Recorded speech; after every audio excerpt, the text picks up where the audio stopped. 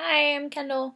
I'm responding to Katie's discussion. Actually, I wanted to start off by saying that some of our three training methods were actually kind of similar. We just kind of proved them in different ways.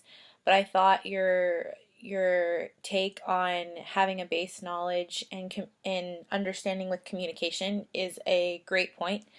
I think when we're dealing with training for employees, communication is something that a lot of people tend to overlook and underestimate its value.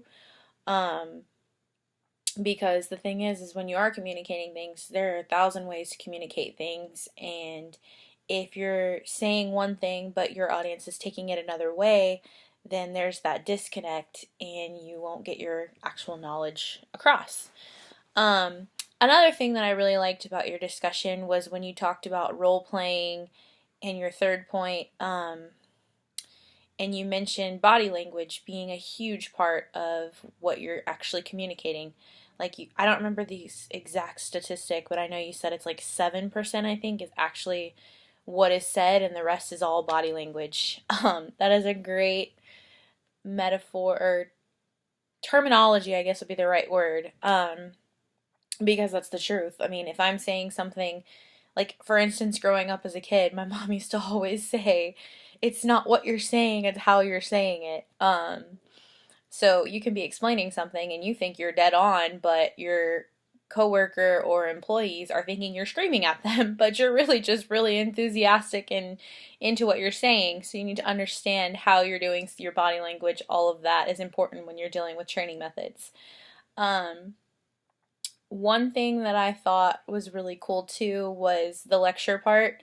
What I would suggest adding maybe to the lecture would be to understand that there are different types of lectures. And it doesn't have to be like your old school, sit in a classroom, pull up your PowerPoint, do it that way.